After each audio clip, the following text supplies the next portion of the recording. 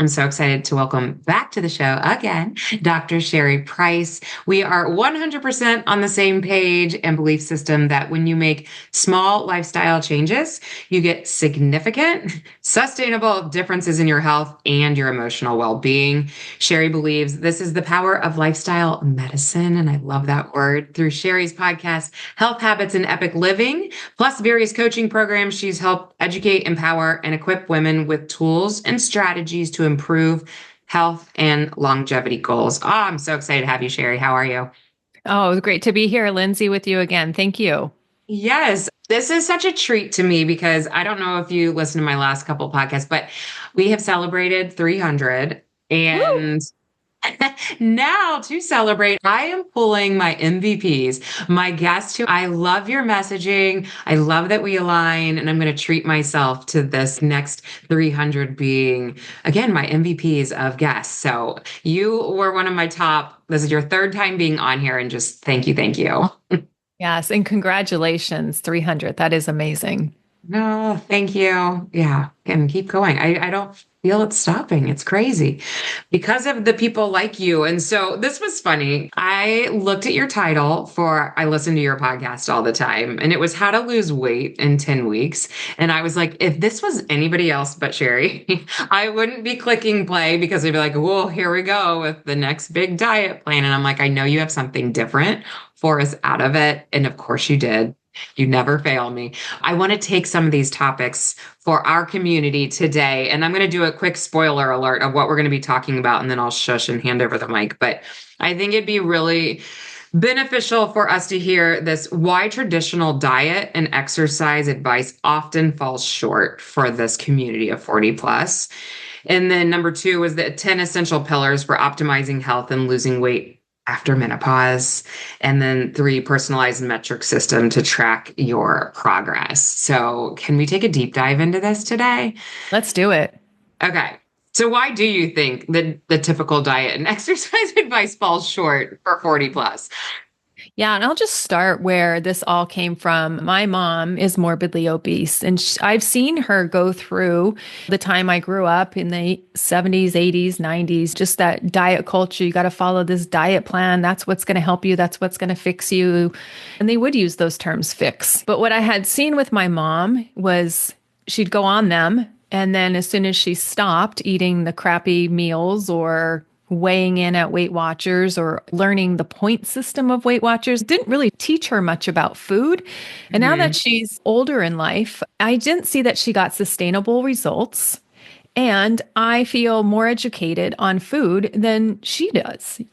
It's almost like a lot of these diets put you in this disconnect with your body, a disconnect with the food, especially if it's a point system or, hey, just subscribe to this meal service or do these shakes. Look, if you want quick results, I think sometimes that could be useful to get you started, or I'm not 100% against them. But what I find is when people just rely on them solely and don't bring their mind to it and don't really understand how to structure meals, it really leaves them at this place where they don't have sustainable results. And now they feel like it's a moral failure or they're a failure or somehow they failed rather than looking at the system was really designed for quick weight loss and not really designed for long term success unless you were going to be so rigid and follow this system forever. And I think that's unrealistic. So when I think of traditional diets, that's what I'm thinking of. The mentality we have around one diet plan or one way is going to work not only just for quick results, but also for sustainability and sustainable results. And I just don't see that out there. And I know women, myself included, when I try something and I get the quick weight loss, but then I can't maintain it as lifestyle medicine in my world or in my life, it just doesn't serve me. And what happened to my mom and what happens to so many other women is that they rebound, meaning they don't go back to the baseline weight. My mom actually gained weight because her body got confused, she got confused, and that can feel really in a hopeless place. Oh, yeah. Yeah. And you mentioned this bring your mind to it. I love that. Like bring your mind, bring your intuition. your gut feelings of like you're no Mm-hmm. longer trusting your gut. And I feel like there's also this fear that comes in, and I really see this in our older women too, who are struggling to again lose weight. Maybe it's hormonal, maybe it's cortisol, whatever that is. But when the panic button is hit, if somebody's been dieting forever, then their immediate response is lower the calories, intensify the exercise. Yes. Right. And like, how do you feel about all that? Yeah. So wasn't that the Michelle Obama campaign, like move more, eat less? It hasn't worked. And I just think it's an incomplete picture of exactly what that means. And if you keep moving more and keep eating less, you can put your body into starvation, and that's when really cortisol goes up. That's when you gain weight or become in a weight loss plateau because your body now feels, hey, I'm in survival mode. I'm not safe. So I'm not going to drop these fat cells because I Mhm. might need them for fuel because I'm not getting enough calories and I'm not getting enough of the quality food. And so I see women who overdo it and then just feel burned out. Their adrenals are fatigued. They're exercising 6, 7 days a week and intense exercising. Like there's exercising, like getting in a walk, doing movement throughout the day, but these are more intense, vigorous exercise. And it burns the body out as you get older. It stresses the body out more when you're older. You get increase in cortisol more than you would if you did that type of exercise in your 20s. So it's just not a way that's going to be successful short term or long term. So that's why I just don't love this let's eat less and let's move more because I've seen it backfire and sometimes not work at all for people. Yeah, and I'm seeing that more and more. It's kind of crazy. You know how people come to you when it's like you suck them in by accident, even. And it's like I've had the same conversation probably 5 times in the last 2 days. But I have a question for you. Out of your clients, how long do you see it take for somebody to recover from stressing their body like that? Because what I'm witnessing is a long time. We're talking like months to 6 months before their body starts to release some weight. Are you seeing that? It could be. It could be. It depends on, I see somewhat of a correlation, and I'm not sure if this is causation or just correlation. So, what I Mhm. see is the longer the burnout time that they've been operating under. So, if it's just a few months, they might bounce back quicker than somebody who's been doing this for years. So I see a correlation there. And also like a bottoming if they're really burnt out. Some women are like, I can't even get out of bed. I don't even want to take care of my kids. Going to work feels like such a drag. Want a nap at work. Like that's like completely burnt out and fried. And so that could take longer. And I also want to recognize that I think I've learned a lot through micronutrients through functional medicine is that if you can supplement while you're doing this, you can replenish some of those adrenal fatigued symptoms by giving back your body what exactly got depleted. So I think there could be that component that's included that might spring that person back into feeling normal again or feeling back to baseline. But you're right, it's not going to be like a week or two. And I think that's what our expectation is. It's going to be just quick results. And I think we want that, but I don't see that being realistic, like you mentioned. Well, I think it's scary for them because we're telling the individual you need to probably reduce your exercise and increase your calories. And sleep more. And sleep more. And somebody's like, doesn't line up. I'm trying to lose weight. I have no idea what you're talking about. It's a lot of trust and a lot of faith to Yeah. be like, okay, I'm just gonna listen to you. And then what I find is it's like kind of a lot of maintenance for a minute, and then the body like starts to trust and then it starts to release. But that's why I was curious if you were seeing kind of that same thing. And I think you mentioned a great point that I didn't touch upon at all is that fear. Because what is fear? Fear is going to raise cortisol, right? Fear is like, I Mhm. don't know if I trust. I don't know if this is going to work. And that is normal when you're embarking upon something new or doing something. Maybe 20 years, we thought for 20 years, it has to be less food, more exercise. And then when you start to change that belief system, you're like, wow, I don't know if this is going to work. That's what I experienced. Like, I don't know if this is going to work. And that fear, if we just lean into that fear more and more and more, of course, that's going to build more cortisol, more cortisol, more cortisol. And that's going to be harder for the body to shift and let go of the fat because we know that cortisol raises insulin and that helps fat storage. And we want fat burning. It's like not ignoring the fear, but not letting fear rule over your life and rule over your physiology. So I love that you brought up the fear component because that is something to address and that's part of the process, but how to manage that is critical. And I think about you run a lot of courses, and I love this because you get your clients often, right? And so then I think with the fear component, even if your client's scared, they're in your presence enough that you can talk them off the ledge. When you picture when it's just individual sessions, sometimes you only see somebody once a month. But when you're involved in something like a course or a program with your professional, now you're getting them every week and oftentimes often in the week. So do you find that you're having those conversations of I hear you that you're scared, but Yeah, trust me? I do, and I think it's important. And as an accountability coach, right? You're there for the person when it gets hard because it is going to get hard. It's not this easy walk in the park. If it was an easy walk in the park, we would have done it already. It would have happened. We wouldn't need other people. But this is why we need people. This is why we need help because when something is tough for you, that's okay. That's a time and that's like, hey, let's reach out so I can get that accountability, so I could get help when it does get difficult. And yeah, we have a community where we're in there all the time chatting. And sometimes you don't even see the small wins you're making. And I think that's really helpful to have a coach that's like there for you saying, oh, this piece where you're at right now, sure, it's hard, but look at all the things that you've done over the past couple of weeks. And just, I want to remind you of how your progress is, not perfection, right? Their progress is coming along, even though this one part you're dealing with today is a bit of a struggle. And you're right, that does help to calm the nervous system, help calm their fear, and really almost reset their reframe around, oh, yeah, this piece is hard, but look at, I did accomplish these things. Yeah, yes. And how many times have you had a client say, thank you so much for pointing that out? I was blowing past that. Yeah, just this morning, actually. So Yes. somebody had an Yes. extra glass of wine last night and they were beating themselves up. And I'm like, wait a second, that would have been 3 or 4 glasses of wine just 2 months ago. And now you stopped after one. I mean, that's hard for some women to do is to stop after one. Like they think once they open the bottle, they got to finish it or keep going Yeah. or their emotions take over. But she was like mindful and said, oh my gosh, I really don't want any more than this. Let's stop. And so that skill, building that skill of knowing when to stop, how to listen to your body, knowing when it's not feeling good or it stops feeling good, and then just walk away. Very Yeah. important. Yeah. So you're That right. is such a good example. Yes. It's in the reframe word is so important because that is the coach's job to reframe.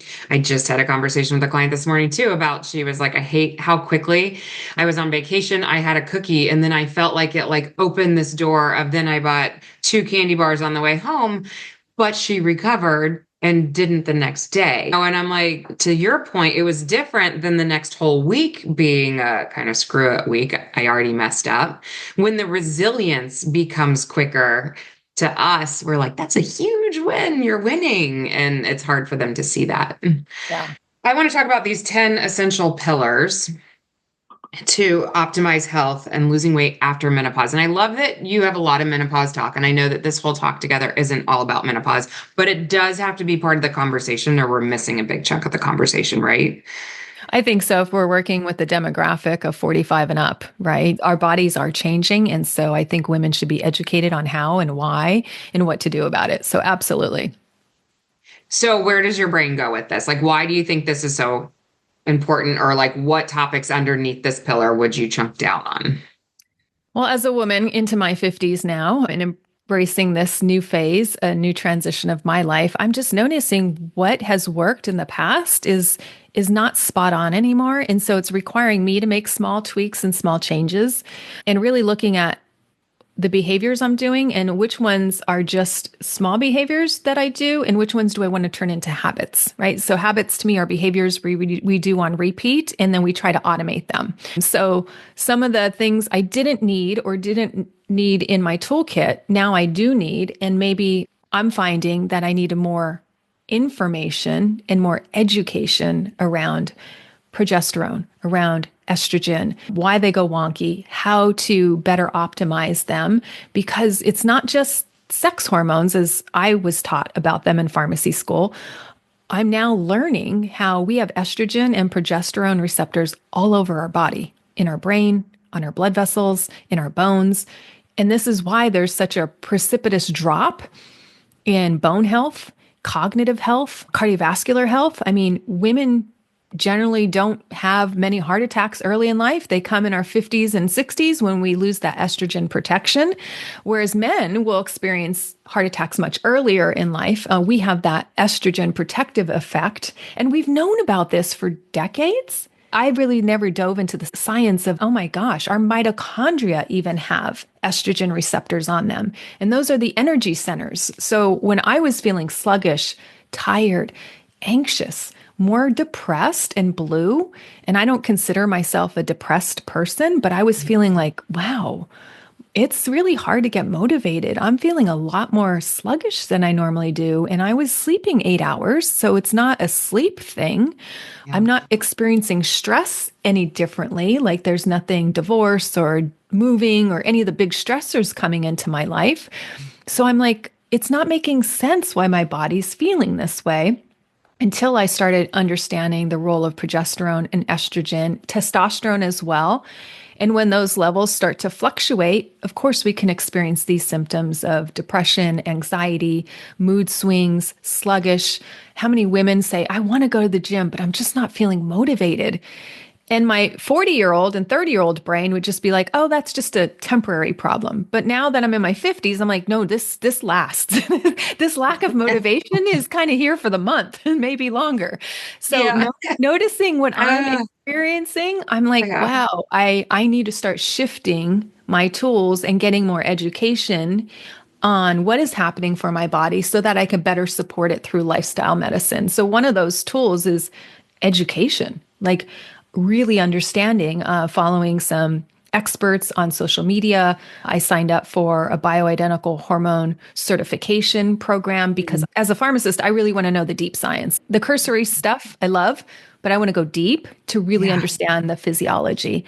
So to me, it's like now how do you optimize those hormones, whether you want to be on hormone replacement therapy or not, because you can do things through changes in your diet, changes in your movement.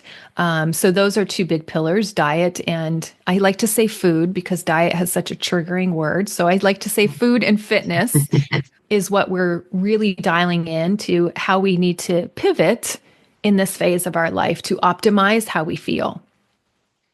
Thank you. That was so beautifully said. And you talk openly about this on your podcast, so I don't feel like I'm like unveiling anything here, but you do take bioidentical hormones, correct? Absolutely. Absolutely. And I felt a tremendous difference in my N of one experience when I started them, a tremendous difference. I was very skeptical. What you hear about on social media, you're like, oh, that works for them, but will it work for me? And is it the Right. magic pill? And look, I'm not saying one thing is the magic pill.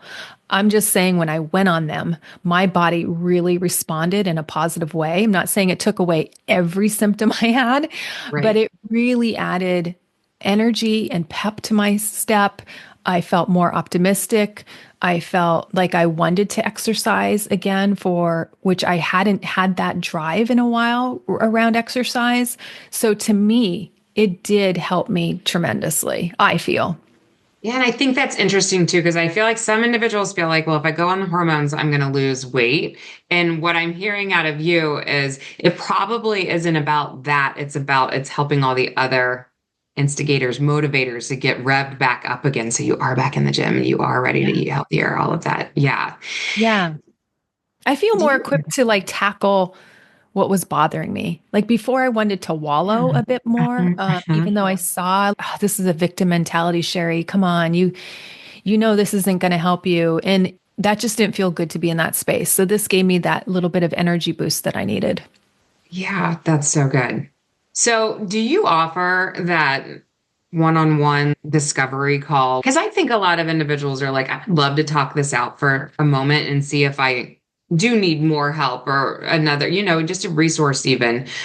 Are you that? Is that worth throwing out Yes. to our community today? Absolutely. I do one-on-one calls where you can ask me about the programs I do or information. And I offer those. Those are small sessions of like 15, 20 minutes where you can jump on a free call with me. And then I also do EPIC strategy sessions. And EPIC stands for, do you need education? Do you need, the P stands for process? Because some people are like, I have the education and the knowledge, but how do I put it into a process or a strategy that I'll follow? And then some people need help with the I, which is implementation. Like, okay, I know I want to do this, this, and this is my process, but help me apply it to my life. And then the P is coming away with that plan that you're going to make this work. We have a follow-up call because some people want to go deeper than just the surface. And so those EPIC strategy calls, I help them like really fine tune the information and the process and implementing it into their life. So it's very one-on-one individualized. That's amazing. Perfect. And I can't say this enough to our listeners, but if you've ever been, well, that makes me too nervous. Can you watch us, Sherry and I sitting across from each other, like super comfy? It's going to feel the same way. Sherry's not scary when you get on with her. Take advantage of these types of calls because it's just the jump off to whether you keep going deeper there, it exposes you to this new land of resources, which I think is really important. I think so as well, Lindsay. And, just probably like your clients and listeners get on the call with you just to feel seen and heard and understood in a way where you can express yourself. Like, you might take this to your friend, but your friend might see you as a complainer. You might take it to your husband, and your husband may not understand all the nuances of a female body. So I just think it's so helpful to be understood by experts that have been there and through it themselves. So I agree. Well, and even probably most individuals have taken it to their physician and Mm-hmm. their physician isn't addressing it. So you're like, oh my Yes. gosh, if my OB or my PCP or whoever is still not addressing this, then I must be wrong. I must be, overly complaining to your point. Or, Right. yeah, That's a yeah. great point. And I have been to some doctors that I didn't feel were really hearing me or wanted to send me down a different prescription route. Like, oh, you're Mhm. feeling blue. Let's put you on an antidepressant. And I'm like, well, I don't think that's getting to the root cause. It doesn't feel like it's that doesn't feel right in my body. Your body kind of knows the direction it wants to go. There's wisdom in the female body. Mhm. And I want to honor that for women. They don't feel this direction is right. So I've fired doctors, meaning I'm just not going back to them. And I found people that want to be advocates in the way that support my body and feel right. And I know that from an internal knowing. And I think that's for women, our intuition a lot of times is spot on. I 100% agree. Yes. And then you also use the word root cause, which the more that any of our listeners get into this holistic kind of platform, that root cause word comes up all the time. And once you really understand what Sherry's talking about with this, that like there is a reason why something is happening and we're not just putting a band-aid over it. So if you Yeah. would have never investigated, if you just would have gone on the antidepressant and never addressed the hormone piece of it, and that hormone piece is working beautifully for your body, Yeah. it's just you could be years on the antidepressant and it wouldn't have fully Right. changed anything. Mhm. Right. Right. There's no way to know if I'd be back at the gym and doing all the healthy things for my body, but my guess was that wasn't my path and my body kind of knew. I'm not going to call this the right name, but you had mentioned in your podcast that you do these women's, I'm going to call them coffee chats. What do you, and you Oh like yeah. go into people's living rooms and start to have some of these cool topics with women. What do you call them? They were called living room chats. This came from an idea from girlfriends where I had been at a retreat and we were talking about, all the boys, their bodies go wonky. A lot of them were in my same age demographic. And they said, can you give us a little mini talk on what's going on in our bodies? Because I'm experiencing this and I'm experiencing that. So I gave him this little talk, like 15 minutes, and it just was like everybody was standing there like, oh my gosh, I had no idea. Why didn't my doctor tell me this? Why didn't I know this was causing my GERD or why this was, because there were some women having specific symptoms that they wanted me to address. And they're like, one lady said, my friends need to hear this from you. And I'm doing a bunko night. Can you just come on the bunko night and just do a 15-minute, 20-minute talk where we can just use you as a resource so we know questions to ask our doctor, things to expect, and if there's natural ways to treat it without going on medication. So I did one of those.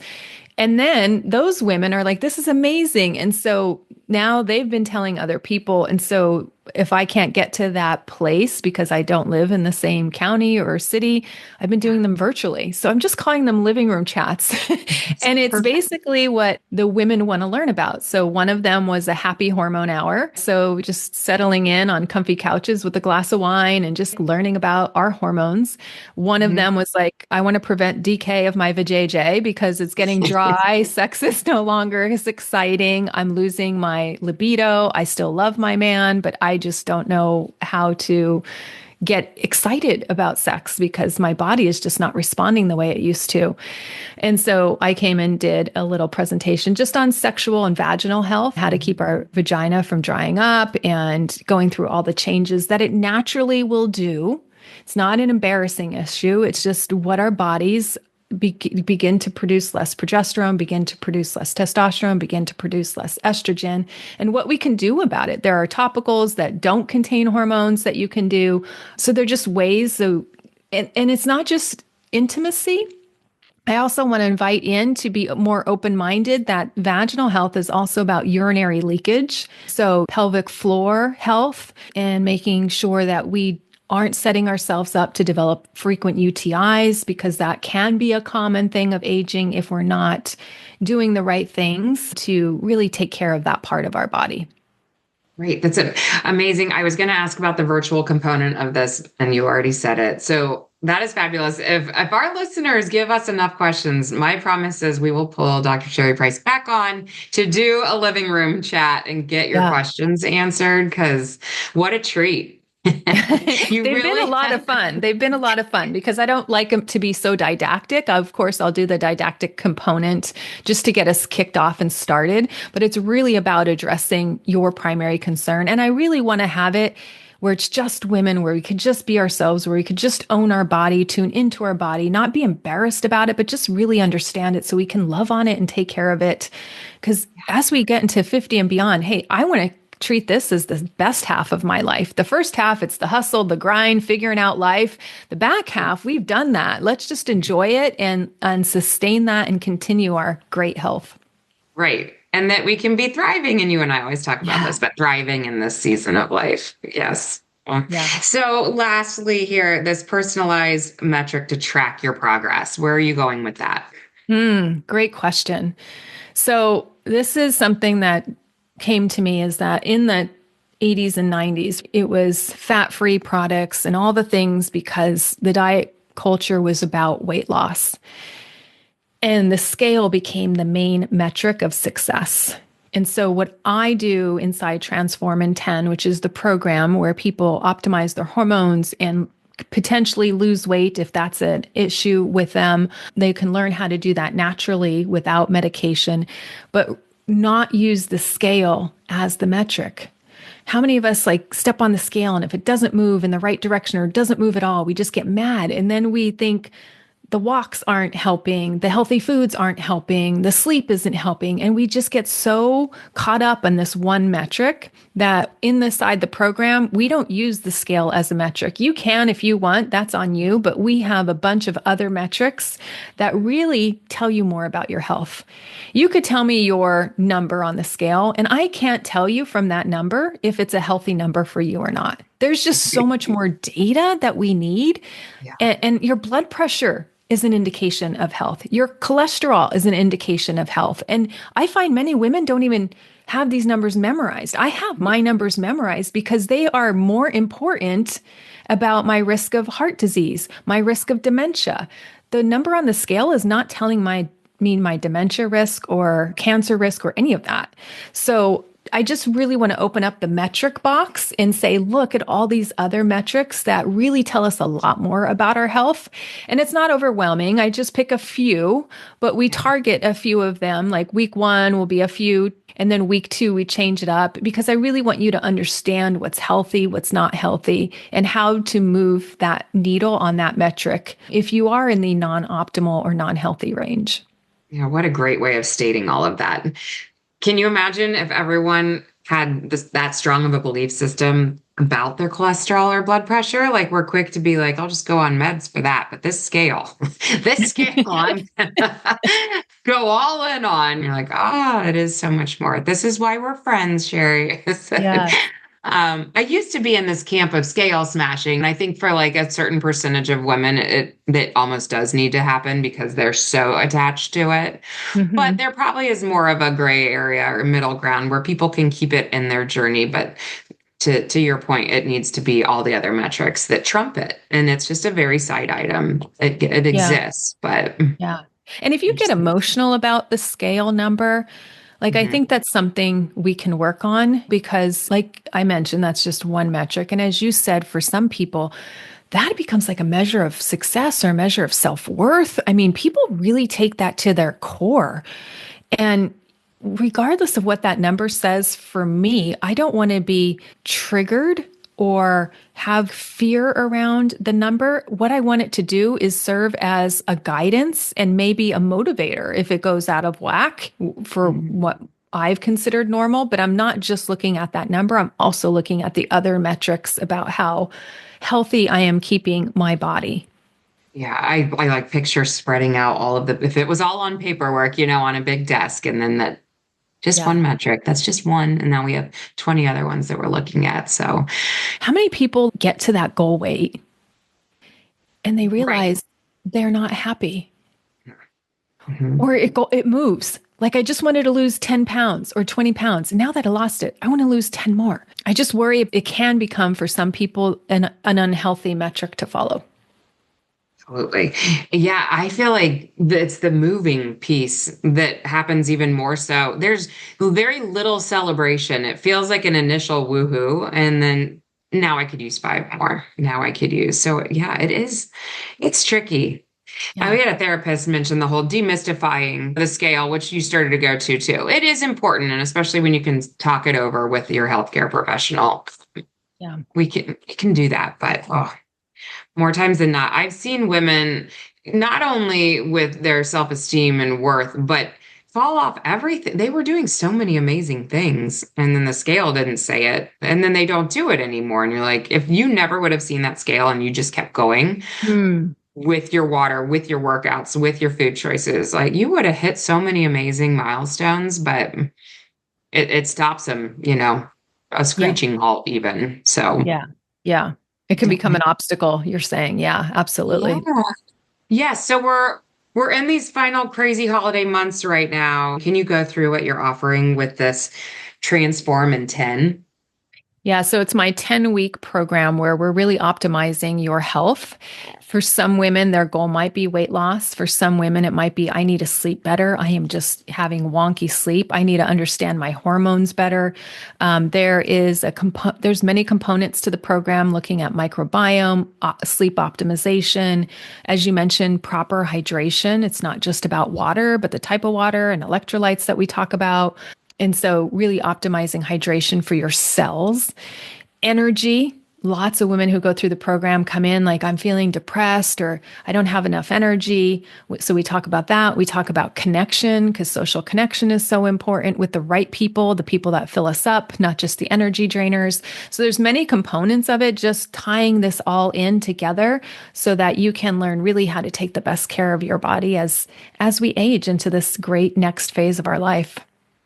You have just found this wonderful when I think about trying to combine all these, I'm going to call them boulders or pillars, or you have the checklist that I feel like I've been trying to create. And it's just when I talk to my clients about it, it's like if you're getting frustrated, we just start to go down that checklist of have you done microbiome? Have we talked hormones? Have we talked scale? And you're just very succinct with it all. And I love it. And you have wisdom around all of it. So, if anyone is even slightly considering, you would be the professional I would hands down choose to dump any of my clients into your lap and say, this will benefit you, I promise. So thank you for being out there and this amazing resource.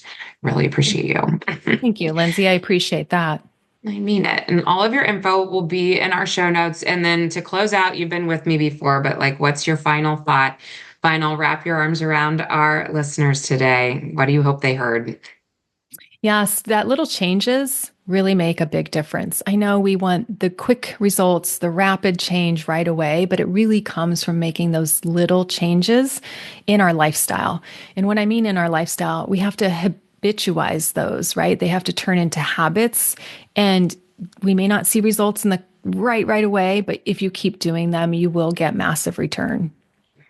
Amen. Amen. Drop the mic. We're out. Thank you again for joining me.